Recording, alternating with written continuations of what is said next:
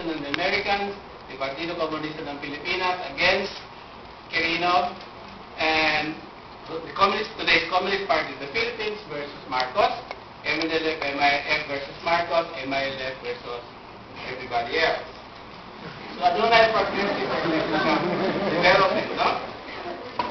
And ultimately, this conflict will reach a certain point where everybody will be free. Yeah? So the Communist Party of the Philippines promises a national democratic revolution that will bring in the national democratic state and socialism, blah, blah, blah. The MILF promises a Bangsamoro, Bangsamoro kingdom, nation, under a modern and what reformed Sultanate. Okay? Adunay promise. Now, there are two variations, however. There's actually three. There are, however, variations to this story. The first variation is by Bernardo Electo, Passion and Revolution. How many of you have read? You've been ahead of him. Okay?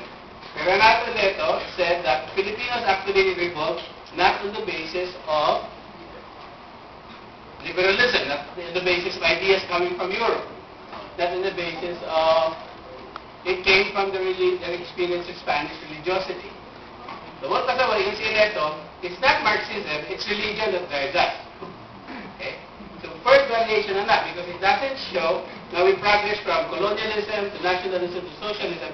Actually, there's a certain theme that's local, and that's religion. The second one is by Benedict Kirkgate, and Liberty Electo is Passion and Revolution.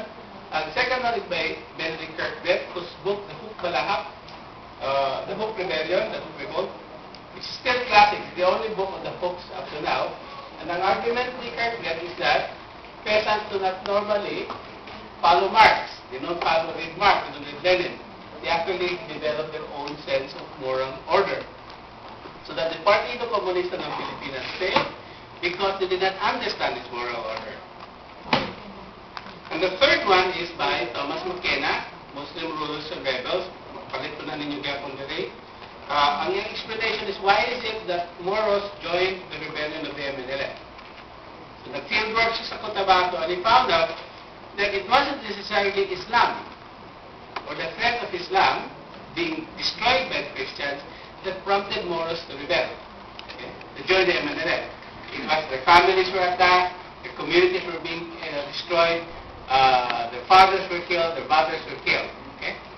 So adunay more basic reason for rebellion. And in fact, there's new studies now being done by young people for trying to examine why the Communist Party almost collapsed in 1986.